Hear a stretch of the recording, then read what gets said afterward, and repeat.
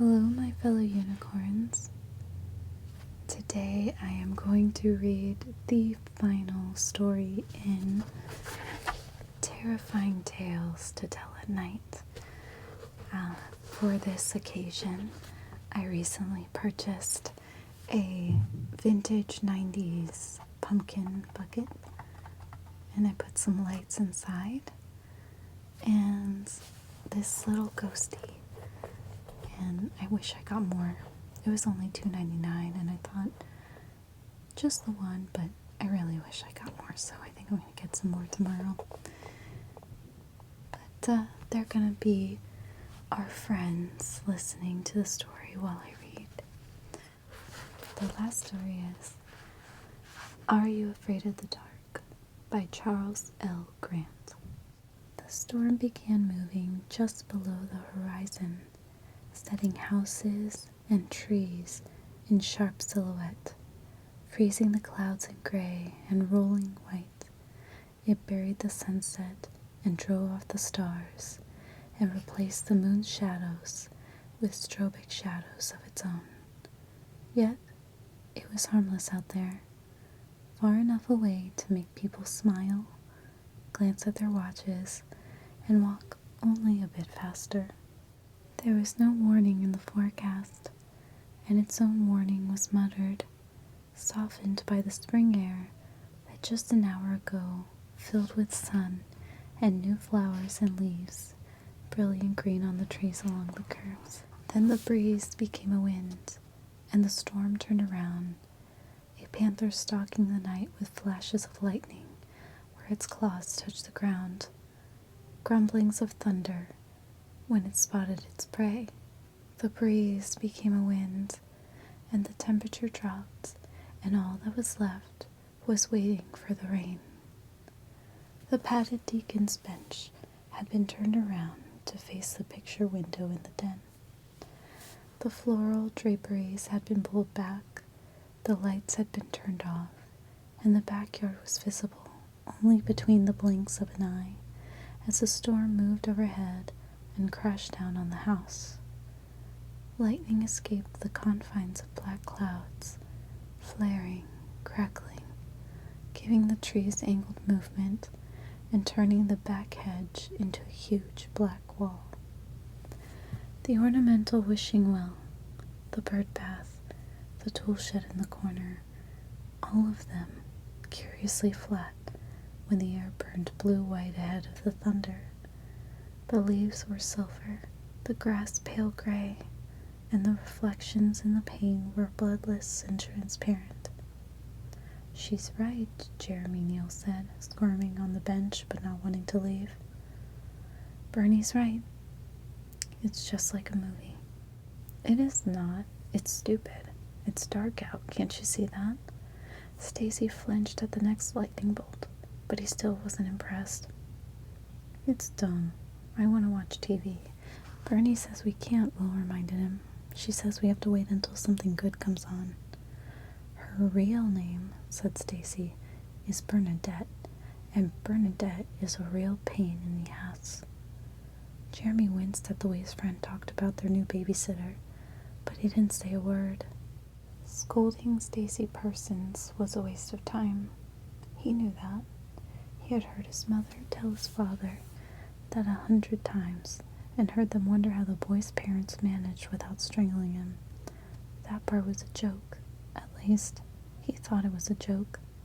Behind them, through the swinging door that led into the kitchen, they could hear Bernie working, making popcorn, fixing trays, getting glasses from the cupboard, and pouring them soda. "I feel stupid," Will confessed at last. Jeremy did too, but he wouldn't admit it. He was in enough trouble already, and the one thing he didn't need was Bernie telling his folks that he was being difficult again. Yet it wasn't his fault. He liked to explore things, go places, find new games to play with his best friends in the whole world. Just because it sometimes got him into trouble with the neighbors, or with people he didn't even know, didn't mean that he was bad. Like the window this afternoon at the toy shop.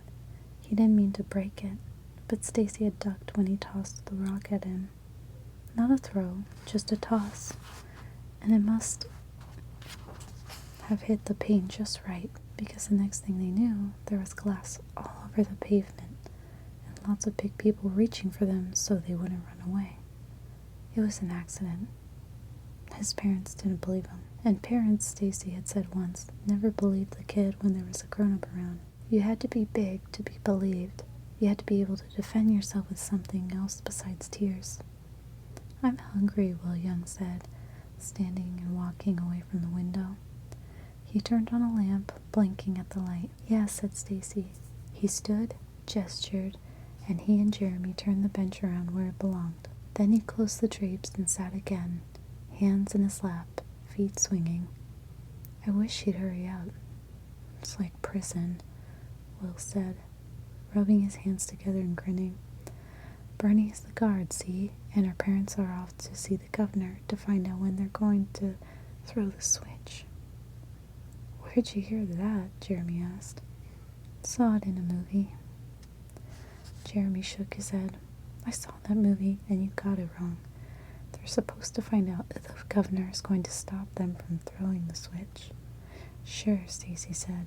Did you see the look on my father's face when he found out what happened today? He shuddered. I know that look. He's going to be right there by the guy with the black masks. He's going to throw the switch himself. Jeremy had to agree. He had never seen any of their parents so angry before. It's as if he and his buddies had deliberately set out to find trouble, or cause it when they couldn't find it, and lied about it when they did.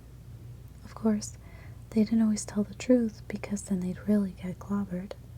As it was, they were supposed to stay on their own property for a whole 2 weeks, and the only reason they were allowed together tonight was because his father had decided it was time the 6 grown-ups got together and decided what to do about taming their hellions. He didn't know exactly what hellions meant when he heard his father on the phone with Mr. Young the other night, but he knew it wasn't good, and he knew that this time they weren't going to be able to cry or beg or pout their way out of whatever punishment there was going to be.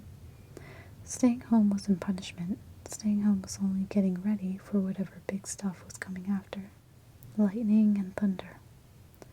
Ashes in the fireplace sifting into piles. The wind rattling the pane and keening through the eaves. The boys jumped, smiled nervously, and jumped again when the kitchen door pushed open, and Bernie came out with a tray in her hands.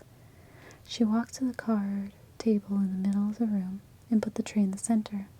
There were 3 glasses filled with soda, a huge bowl of popcorn, and 3 chocolate candy bars. None of the boys moved. They only watched as the babysitter frowned at the closed drapes, at the turned-around bench, and at Will still standing by the floor lamp in the corner. Her short brown hair seemed darker tonight, her eyes deeper, her nose sharper, and when she brushed her hands down the side of her dress, she seemed less like a friend than the guard Will had described. I thought, she said, you were going to watch the storm. That's dumb, Stacy told her. Yeah, Will agreed. She turned to Jeremy then and waited for his answer. He shrugged. He didn't want her to get mad, didn't want her to tell his mother and father he was being a pain again. Bernie was all right, and he wanted to keep her on his side. She had stayed with him twice before, and with Stacy and Will too, just after the big trouble started, and though she sometimes made him nervous the way she looked at him, the way she walked around the house without making a sound, he thought she was pretty okay for a grown-up. Sit, she said, and pointed at the bench. They did, sensing something in her manner that forestalled rebellion. Besides, they could smell the butter on the popcorn, see the bubbles in the soda, and the chocolate bars were the largest they had ever seen in their lives. We're going to have a contest, she told them, standing behind the table with her hands folded at her waist. It's going to be a lot of fun. The only thing is, you can't be afraid. Afraid? Stacy said. Who's afraid? Bernie smiled slowly. Aren't you scared of the dark? Stacy laughed. Will sneered. Jeremy pulled on his ear. She stared at them until Will giggled. Stace is scared of the ocean, he said, taking a punch on the arm. Yeah, well, you're scared of the dark. You even still got a nightlight. Jeremy kept silent. He was only scared of his parents. Good, she said. That's fine, because the contest, you see, is a series of games that I pick for you to play. Big deal, said Will, poking Jeremy in the ribs. What is it? Spin the bottle, Stacy said, laughing until he saw the look on her face. Thank you, she said. Now pay attention, please. I want you to listen closely. Since you're not afraid of the dark, I'll pick something. She looked up the ceiling, looked down, and touched the table. If you get scared, you lose. Jesus, Bernie, Stacy said. We're not babies, you know. I know, she told him. And that's why I told your parents you're not babies anymore. You can take it. You're tough. Right, Stacy said. Will nodded emphatically, and Jeremy said, Take what? Bernie ignored him. The rules are simple. I pick the games. Nobody quits before the end, and for every game you win, you get to keep a bar of this chocolate. That's not fair, Stacy complained. Bernie smiled. Second place gets popcorn. Hey, said Will, and last place gets to sleep in the rain. Jeremy looked at his friends, looked at Bernie, and decided that this wasn't going to be a good night after all. She looked at her watch. We better get started. I promised your parents we'd be done before they return. Are you ready? They each nodded, staring at the chocolate bars, each weighing 3 pounds. In that case, she said in the thunder and lightning, while the wind knocked on the door, the first game is hide and seek. It was dark, so dark it was like living in a black cloud, and it was quiet, except for the sound of his breathing. Will Young closed his mouth and his eyes and wished he wasn't so fat. His mother was always yelling at him for eating too much and for sneaking food into his bedroom after he was supposed to be asleep. But he didn't care. He enjoyed eating. It didn't matter what there was in the cupboards or in the refrigerator, as long as it was good, and there wasn't much he didn't like. And he didn't think he was really gross and ugly fat, not like his father was, with his belly showing even when his shirt was all buttoned. He just had a little extra here and there around his waist and face, and that definitely didn't stop him from being able to run, or climb, or crawl under the porch. At least his arms didn't have all that flap hanging down, and at least his thighs didn't run together because there was no room between them. Nevertheless, he wished now he was a little slimmer, because then he could squeeze a bit further back into the closet, maybe even get behind the golf bag that belonged to Jerry's father. He didn't think he'd have to stay here very long because Stacy said it was a dumb game and didn't want to play and would probably deliberately get himself caught first. Jerry knew the house better than anyone, but Will thought he was scared of something and would probably head right for the cellar, the first place Bernie would look. The huge closet in the upstairs hall, then, was almost perfect when he found it. Clothes and coats hanging from the rail, boxes and stuff stacked on the floor, and the door was so snug no light came underneath it. He reached out his hands and felt around him, trying to move things in front and move himself further back without making any noise. He breathed through his mouth. He froze whenever he heard footsteps passing outside, and he finally reached the corner after moving the golf bag aside. Perfect. Dark, but perfect. Bernie would have to declare him the winner of this game, no question about it. He grinned and rubbed his hands together. He pulled his knees up to his chest and listened to the muffled spill of thunder over the roof, and he heard something move on the other side of the closet. He blinked and cocked his head, frowning as he listened as hard as he could and wondering what it was. Or maybe it was his imagination. A scratching soft and slow. Maybe it's a rat or a bat or something that lives in the back of the closet and waits for dopes like him to play stupid baby games in the middle of a storm. A scratching, soft and slow. And something suddenly brushed quickly over his face. He almost yelled as he lashed out to knock it away, nearly yelled again when his fingers were caught, trapped in something that had round, hard teeth. His free hand grabbed for it while he pushed deeper into the corner, grabbed and yanked, and something fell over his face. He did yell then, but the sound was muffled, all sound deadened as his feet kicked out and struck the golf bag, as his head slammed against the wall, as his hands tore and pulled, and the thing dropped and tangled into his lap, and a coat hanger a moment later fell onto his chest. Crap, he thought as he felt the jacket on his legs, the round buttons, the smooth lapels. Crap, you're a jerk. He shuddered and rolled his shoulders, wiped a hand over his eyes, and felt the perspiration slick on his face. He tried himself with the jacket and pulled the golf bag in front of him, proud that he'd fought the demons and hadn't been killed. Besides, this proved that he made a good choice. This proved he could be quiet. Bernie, he knew then, would never find him now. She might open the door, but even the light from the hall wouldn't reach him back here, and she surely wouldn't come in, not with that dress on. He giggled and quickly covered his mouth. He didn't know her very well, only the 2 other times he'd been over when she sat with Jeremy, but he knew she wouldn't want to dirty that dress. She was very careful about it. He could see that. He could see how she stayed away from the walls and held the skirt away from anything that might touch it and make it dirty. She was weird, and not even Jeremy could tell him he was wrong. Weird and always looking at them as if they were bugs or something. Sometimes she was fun, like with the spooky stories she'd tell them, but most of the time she just sat on the bench of the den and watched them, like a guard, like a dog, until Mr. and Mrs. Neal came home, and then she would put on her coat and leave without even saying goodnight. Weird. Really weird. And a scratching in the corner. A laugh outside as Stacy ran down the hall, telling his 2 friends he was caught, but don't give up. Bernie was a jerk, and they'd share the chocolate later. Will smiled and nodded to himself. 1 down, 1 to go. All she had to do was find Jeremy, and the game was all his.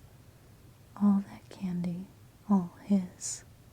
His stomach growled. Something scratched lightly in the corner, and he wished there wasn't such a draft in here, tickling his neck and making him think there was something crawling through his hair. The wind outside had found a hole in the walls, had snuck around the windows, and now he was getting cold, and the clothes were moving and rustling together, whispering to each other and scratching. Are you afraid of the dark? A monster, he thought then, and squeezed his eyes closed, grateful for the colored lights that swirled in small circles, and the curtains of faint orange that drifted down from the top, disappeared and came back. There was a monster in the closet. He shifted and heard someone walking the hall outside the door. Bernie, he called silently, go find Jeremy, I'm not here. A monster in with him, but the candy bars were huge, and all he had to do was wait until his best friend was found. A coat hanger scraped the metal on the pole overhead. Besides, there's no such thing as monsters, and I will not be afraid because I'm hungry, and I want candy, he thought. His hands tight in fists, his eyes still closed. Something thumped against the golf bag, and the clubs inside rattled. No such thing. No such thing. The bag quivered again, and he felt a weight press against the sole of his sneaker. As he sighed his relief, grinned, and shook his head at how stupid he could be. It had been his foot all the time. He had unthinkingly stretched a leg out and kicked the bag with his foot, so there's nothing to worry about. Alone here in the dark. Scratching. Then he heard Jeremy running, probably from his bedroom. Not the cellar after all. Telling Will it was over, that he won the first game. He sighed again loudly and nodded. He knew he would win. How could they have thought otherwise? Wasn't he the champion hide-and-seeker in the whole school, if not the whole entire world?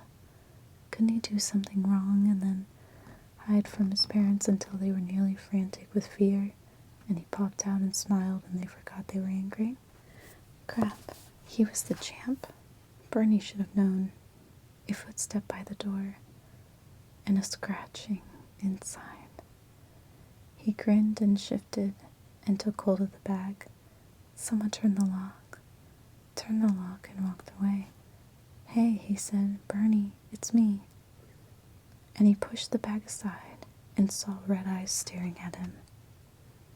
The candy bar sat in the middle of the table, and Stacy stood as close as he dared, one eye on Bernie fussing with the logs in the fireplace, the other on the reward he would win the next time. Had Jeremy been last, it would have been different because Jerry was okay. But Will was a pig hog, and he didn't think he could stand sitting there watching that pig scoff down all that chocolate. Bernie rose and dusted her hands on the apron she wore around her waist. Stacy decided he would win the next one and let Jerry have the last. At least that way, Will the pig wouldn't hog it all and make them look stupid besides. Are you ready? She asked, standing on the hearth. Jeremy looked toward the stairs that led to the first floor. But we can't. He said we gotta wait for Will. The hell with Will, Stacy said with a sneer. He's got his tongue candy, now he's just playing. We ought to let him stay wherever he is all night. That's not fair. If that's the way Will wants it, Bernie said softly, then that's the way he'll have it. If he's not back before we finish the next game, he'll forfeit his prize. Yeah, Stacy said. Way to go, Bernie. She smiled briefly, and he smiled back. She was really queer, but she had bigger tits, even than his mother, and he didn't think she knew that he'd been trying to look out down her dress all night. He whispered that to Jerry while they were waiting for Will, and the dip had blushed. He really had blushed. Stacy figured the kid didn't know anything about women, and wasn't surprised. His old man was the strictest parent in the world, and wouldn't even let him look at a photography magazines. That was dumb. That was really and truly dumb. So, he said, when do we start? Stace? Oh, come on, huh? They're gonna be back soon. We gotta get a move on. Stacy's right, Bernie said. She reached into the apron pocket and then pulled out something wrapped in white cloth. Slowly, she pulled the corners aside, and he saw on the palm of her hand a massive red jewel.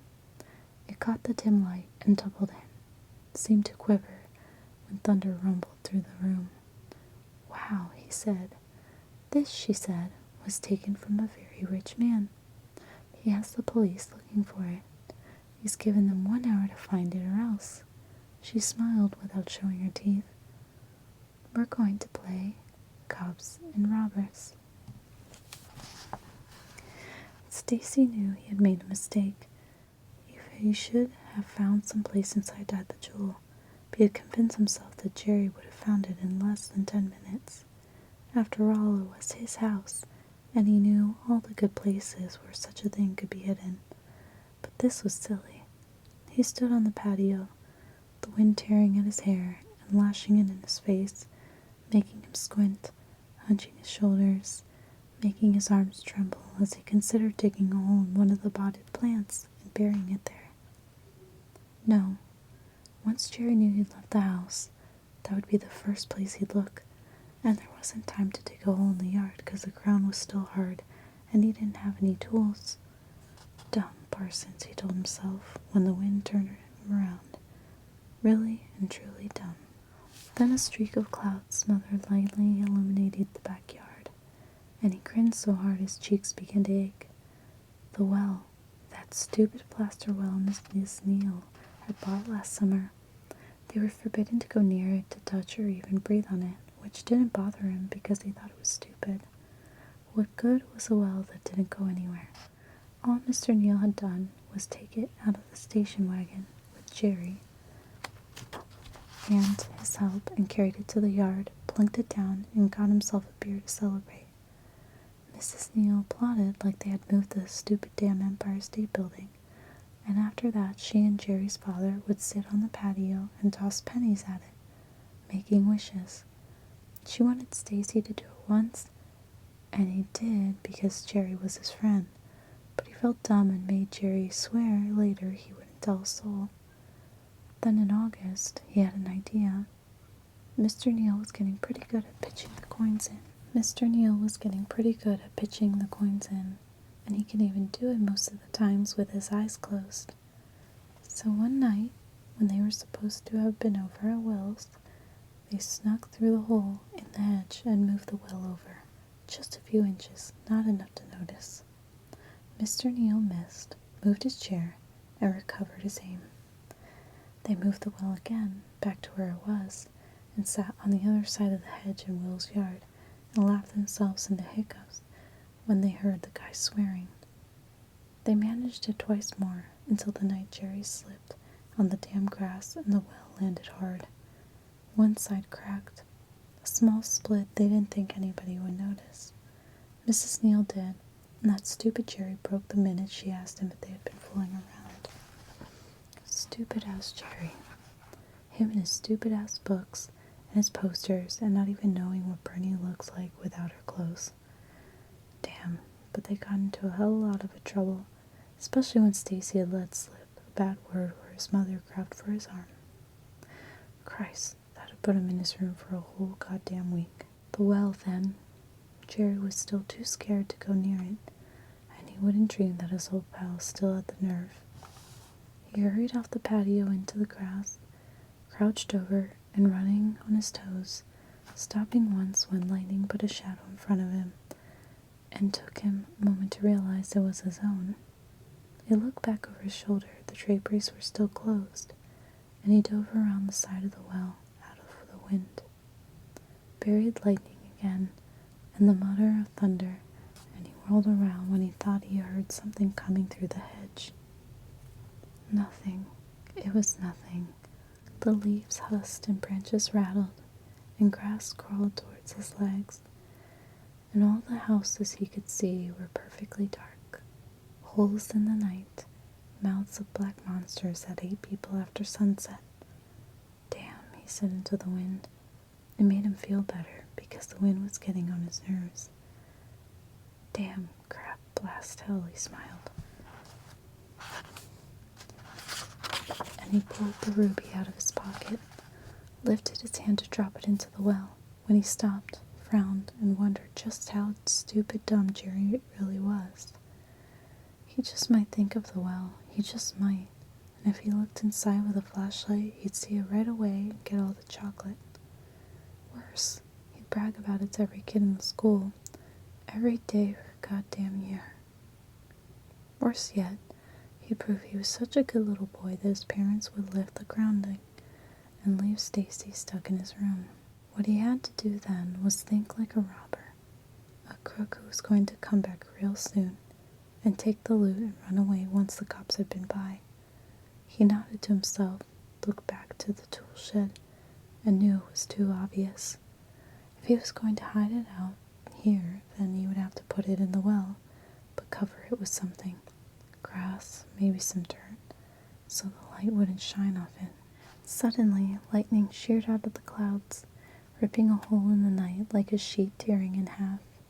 He jumped and clutched the jewel to his stomach, closed his eyes, and waited for the thunder. When it came cracking the air and smashing over his head, his ears stompered, and he yelled, jumped to his feet, and stared wide-eyed at the house. This was nuts. He was going to fry out here, all for a stupid piece of chocolate. Then he put a hand on the plaster lip and looked into the well, and blinked. The edge only came to his waist, but it looked like it dropped 100 miles into the ground. Maybe even 1,000,000. Mr. Neal must have dug a hole under it to pretend it was real and keep them from playing their trick on him again. He smiled. It was perfect, and he leaned over, reached out his hand, and when lightning flared again, he could see all the way to the bottom, to the grass, to the lousy damn grass. Damn, he said without wasting any more time. He hitched himself onto the lip and dropped in. The wind passing over the mouth sounded like hollow trumpets, and the sides quivered, the peak roof shook, and the plastic bucket on the chain rocked alarmingly fast.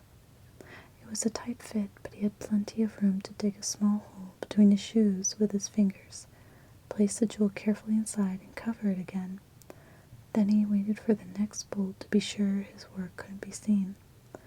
When it came, he saw the water, and couldn't stop himself from falling towards the red eyes floating toward him. This isn't funny anymore, Jeremy thought. But he didn't have the nerve to leave the deacon's bench and complain.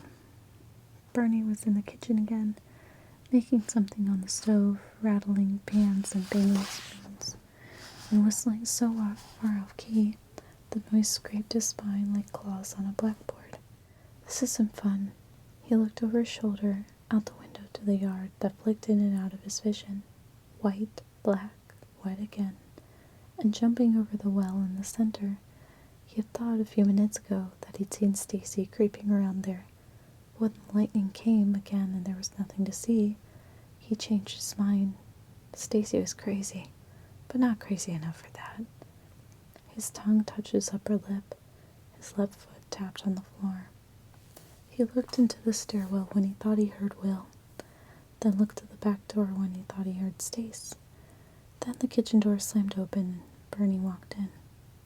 He blinked and tried to smile, but there was an ice cube settling on the back of his neck, and it grew when he heard the first spattering of rain on the window. Bernie sat in his father's chair by the fireplace and looked at the charred logs, raised her head and smiled straight at him. Her face was in partial shadow, and he could only see one eye, only one part of the mouth, only a few of her teeth. Are you worried about your friends? He nodded and swallowed because he thought he was going to break down and cry, and that was the one thing he'd promised himself he'd never do again. All he'd ever do was get a slap from his father, or a shout from his mother. Act your age, Jeremy Neal. You're not a baby anymore. I wouldn't, she whispered. They're doing just fine. How do you know, he said, more angrily than he'd intended. All you do is make that stupid popcorn. Will is hurt somewhere, I just know it, and Stacy must be out there in all that rain. He rose and stood in front of her, hands clenched at his sides, fighting the burning that flushed his cheeks. You don't care. You just want to get us in trouble again, that's all. Our folks are going to come home, and we're going to get in the biggest trouble in the world. Bernie clasped her hands in her lap and watched the logs again as if they were burning. Jeremy, do you know what bog butter is? He frowned, looked away, looked back. What? It's our game, Jeremy. Surely you haven't forgotten the third game. Now answer my question. Have you ever heard of bog butter? He felt a tear in his right eye, a lump of coal in his throat. Huh? She smiled dreamily and sighed. In the old days, long before there was even a United States, they used to bury people in marshes over in England. You know what a marsh is? He nodded. The rain slapped at the pane, ran over the edge of the gutter, and poured into the shrubs cringing under the window. Well, sometimes when they dug these people up, they found that the bodies had oozed a kind of wax over themselves. It looked a little like butter, I guess, so they called it bog butter. That's nice, he said, knowing it sounded stupid, but what else could he say? His friends were lost in the storm and in the house, and Bernie was sitting in his father's chair talking about dead bodies and butter, and God, wish she'd shut up so he could talk to her. At the time, of course, they didn't know what had caused it, or why it was there. He edged away, his head ducking, his hips turning before he did, and when she didn't seem to notice, he backed up the staircase, then flung himself up, racing down the hall to his room on the far end. He checked under the bed, in his closet, under the desk, in the toy chest. He looked out the window and saw nothing but the rain. He ducked into his parents' room and looked in everything that could have held Will, and everything that couldn't. not caring that they'd find out when they saw the mess he made. The guest room was just as empty. "Will?" The bathroom echoed thunder. "Will!" He was sweating now, and he couldn't stop his fingers from snapping, couldn't stop his lips from moving as if he were talking to himself. He checked the hall closet, but it was locked. He shook the door as hard as he could, then turned the bolt over to reach for the string that snapped on the light. Something fell against his legs, and he jumped back, yelping, then scowling at an empty shoebox that had dropped from the high shelf. When he turned on the light, he saw nothing, not even when he crammed himself in and pushed everything aside that it could move or kick or bow with his hips. Will wasn't there. He stood in the middle of the hall, turning a tight circle and yanking his head from the lightning. "Will, where are you?" In the bathroom, a faucet began dripping. "Will?" Downstairs, then, into the living room, the dining room, the coat closet, the pantry. He raced through the den and heard Bernadette still talking about corpses in Old England. He flung open the front door and stood in the rain, not caring how wet he was getting, just hoping to catch a glimpse of Stacy returning with fat Will in tow. He ran around the house and screamed over the storm, into the shrubbery, into the garage, into the hedging that whipped in his arms and drew blood on his cheek. "Stacy!" A cry more than a shout. Will, begging more than demanding. There was no one in the tool shed, no one in the well. He plunged back inside and stood by the table. "Bernie." She sighed. Lightning flared and a lamp flickered out. "Bernie, answer me." He swung his arm and knocked over a bowl of popcorn. He kicked the tables near a leg and toppled the glasses of soda. He picked up a chocolate bar and flung it at the earth. "Bernie, damn it." "Now that," she said, "is one of the things your father objects to. That kind of language. But, and not paying attention. He said, they all said none of you pays the slightest attention to them." She turned her head. He could see it moving, though he couldn't see her eyes. "I could see that the first time I came here, and I could see something else, something rather sad when you think about it a bit." He shook his head and felt the water scattering across the room. "I don't give a damn about them now," he said, grabbing the card table by the edges and tipping it to the floor. "I want to know what you did with Will and Stacy. You see, Jeremy, there are some people who just aren't cut out to be parents. They haven't the innate skills or the temperament for it. Soon enough, they learn that children aren't pets. They're real human beings. And that's quite a revelation, don't you think? That children are human beings." He started to cry. He couldn't help it. Frustration at her refusal to respond made him so angry he couldn't stop the tears, or the way his legs stiffened as he kicked aside the wreckage and started to walk towards her. "You, of course, didn't help very much," she said in a light scolding. "Bernie, please. So your father found someone who knew me, and I came to help them get over their problem." He stopped. He could hear the soft whisper of Bernie's dress as she pushed it out of the chair. He could hear the moist rattling of her breath in her throat. He could hear the odd way her feet struck the carpet as she walked over to meet him. "Now, do you remember what I said about bog butter, Jeremy?" He took a deep breath, closed his eyes, and screamed, "I don't care." "Ah, but you should, dear. You should." There was lightning, and he gasped. "They thought, you see, it was a curious little byproduct of decomposition. There was thunder, and the lamp flickered. It isn't, you know." The lamp steadied, and he saw her soft silken dress, and her soft silken hair, and the glistening yellow wax that covered her soft silken arms. "It's protection, my love." He backed away and screamed. Then the lamp fizzled and went out. "It keeps us alive, so we can help those who need us." She laughed then and moved closer. "Now what are you afraid of, dear Jeremy, my love? Why don't you tell me, so I can show you what it's like?" The end. So, I guess Bernie is like some kind of a zombie undead who the parents hired to help deal with their kids.